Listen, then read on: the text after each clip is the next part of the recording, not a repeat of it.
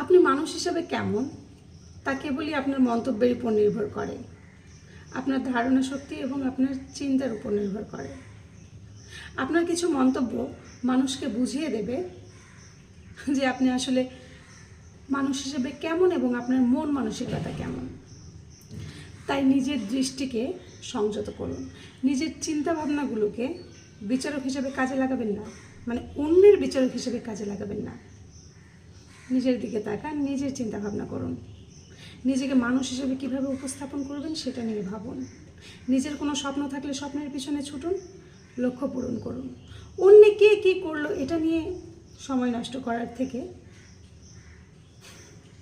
গরুর ঘাস কাটা ভালো।